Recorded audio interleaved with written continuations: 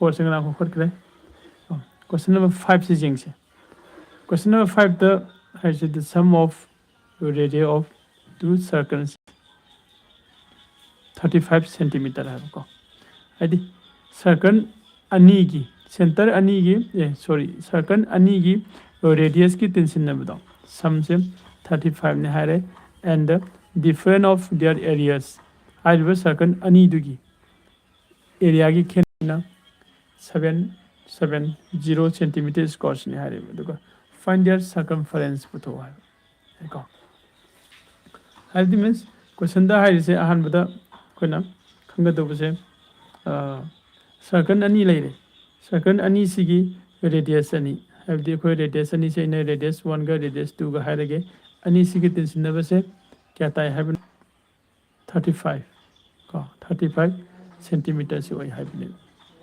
अदुगा हारिबा circle अनी दुगी area की difference है R1 की एरिया दुगा R2 की एरिया दुगा अनी जी की डिफरेंस ना क्या नेबा 770 को सेंटीमीटर स्क्वायर सी ओलेबा को एरिया को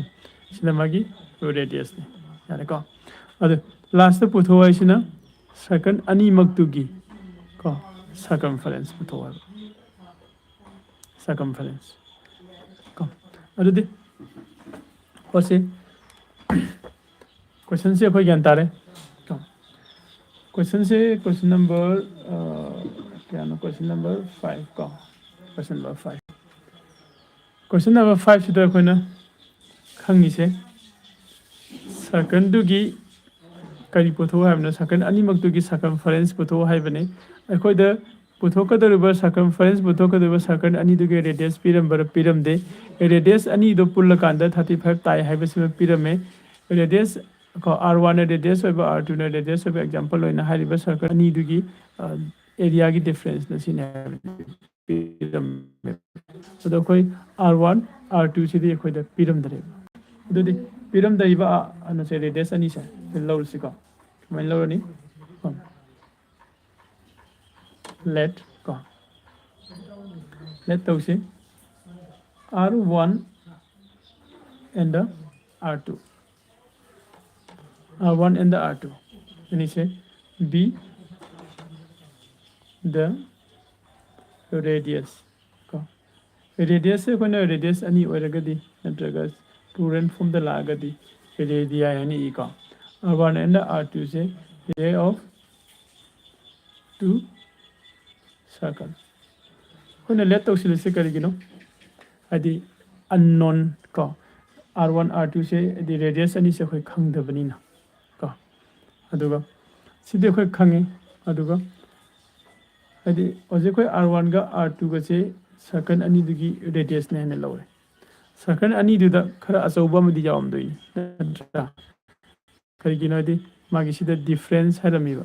सर्कल अनी दुगी एरिया की डिफरेंस तो 770 हरमनिना रेडियस सर्कल अमना चावरमनी सर्कल अमना पिकअमनी देखो सर्कल खर चाव सर्कल खर पिक तौरमनी अदुदि सर्कल अपिपदुगी को अदुगा अचौबदुगी अनी दुगी रेडियस दुदी मानरमरोय अमना खरि हेलमनी हेनबदो अखोय स्वाइन लौरसी such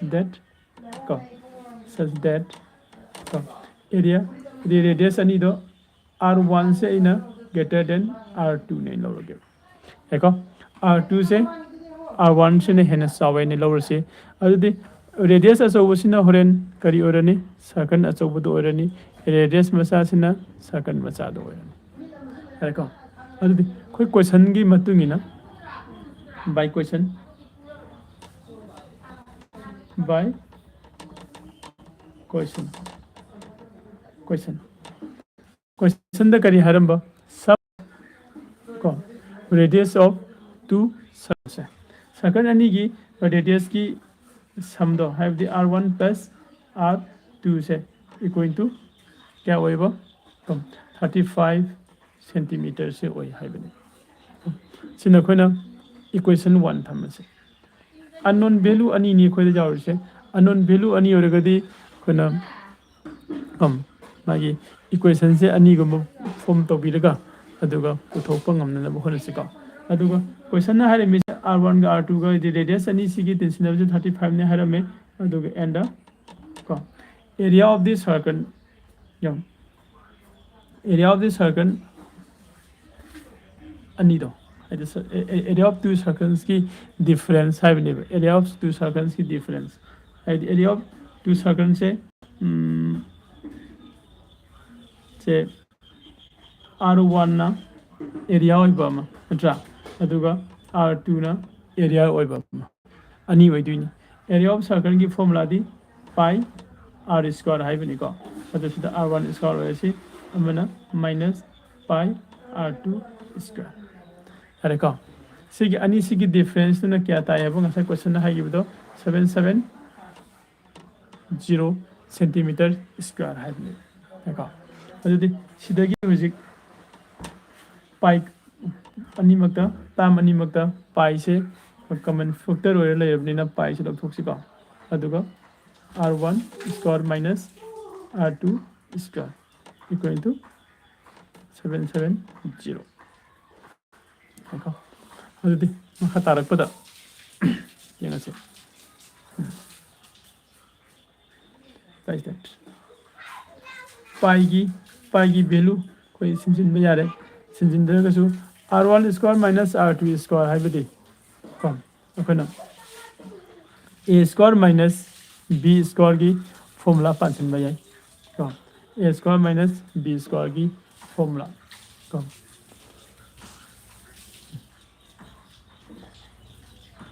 नफरगना R1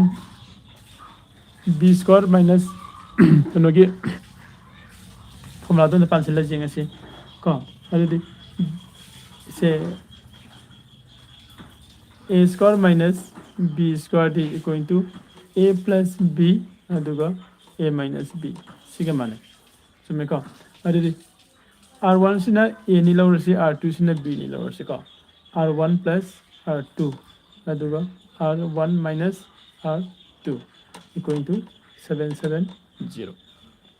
यारे को मैम मखा ताबसिदी पाई को R1 plus R2 the equation 1 दा कोइना 35 का माना गरे सुमे को R1 plus R2 दी 35 का माना बनिना सिदा इना R1 plus R2 से 35 ओंथोगे द इनटू R1 minus R2 सिमे लेजरे सुनो अदुगा 770 सिबोले अदुदे सिगी पाई की वैल्यू से कोई कदी ओंथोम बजाय 22/7 ओंथो करसे पाई की वैल्यू से 22/7 R1 plus R2 से 35 सिमे लेजरे सिबोले अदुदे सिमखा ताबदी सिगी 7 सिना 35 सिदा कादी 7 5 जा कया 35 7 5 जा 35 अदुदी 22 का 5 का मल्टीप्लाई तौसिलदी 110 ताब्रा 5 2 जा 10 5 जा 10 11 whole into R1 minus का R2 का equal to 770 अदुदी equal to सिदा R1 minus R2 equal to 1110 से equal to 1 मुलान दी 770 सिदा कैदोगरनी डिवाइड तोगरनी का 770 सिदा डिवाइड 110 अन्य से कम नलदी क्या तारे 7 का नलदी implies that R1 minus R2 से equal to 7 so equation number 2 तारे देखो अदुदी equation number 1 का 2 का हारिबा अनि सिदगी कोई R1 की नत्रगा R2 की वैल्यू पतोको फंगने का R1 की नत्रगा R2 की वैल्यू से कोई equation 1 नत्र equation 1 का 2 का दगी पतोक से हारिगदी from 1 and 2 दगी नत्रगा ना subtract तौथो से का subtract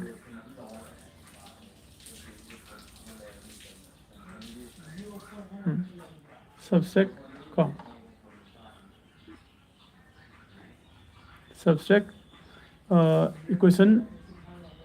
2 से सब्सट्रैक्ट तौर से 1 दगी को इक्वेशन 2 from 1 को अदुदी फर्स्ट कोई r1 plus r2 इक्वेशन 1 गी माइनस इक्वेशन 2 गी दी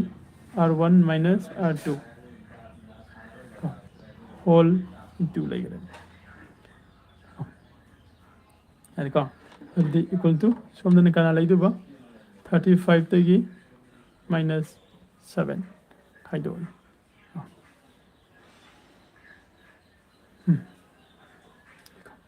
अदुदी implies that r1 plus r2 minus r1 plus r2 equal to इनसे खाइदो ना दी क्या तारे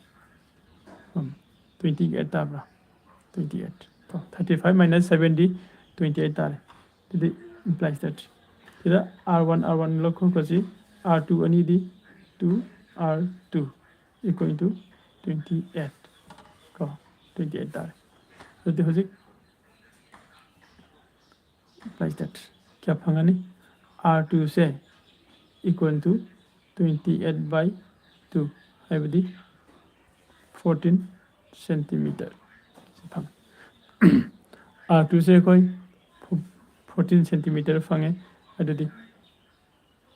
r2 की वैल्यू से पुटिंग तौसिन से putting r2 equal to 14 in 1 द तौसरे अदुगा 2 द तौसरे का 2 द तौसिल से 2 द तौसिल क्वेश्चन नंबर 2 2 द तौसिल गदी we get ये फंगानी का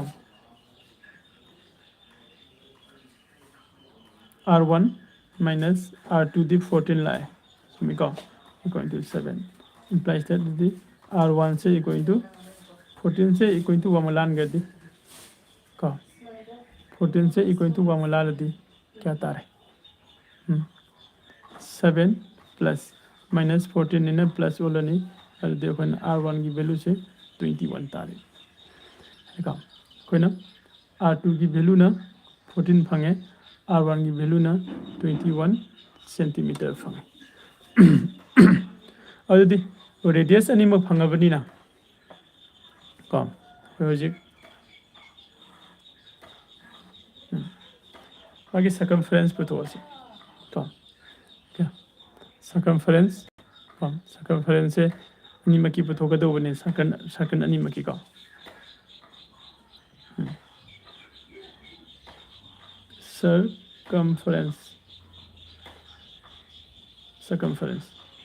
circumference से अमना रेडियस तो को circumference पुथो कोई फॉर्मूला दी circumference पुथो कोई फॉर्मूला दी 2 pi r है बने 2 pi r से 2 pi r 1 ज्ञान पुथो से अदुदी 2 into 22 by 7 into r1 की वैल्यू दी क्या नो 21 का r1 की वैल्यू दी 21 यदि 7 ना 21 द का दी 3 तार का मल्टीप्लाई तो उसे 2 into 22 into 3 equal to 2 into 22 the 44 into 3 44 the 3 ने मल्टीप्लाई तो उसे 3 4 जो 12 3 4 जो 12 13 का 132 सेंटीमीटर से ना circumference में तारे सर्कल नंबर की का अदुगा एंड अतोपा में 2 pi r2 की सुन पुथोसे 2 pi r2 the 2 into 22 by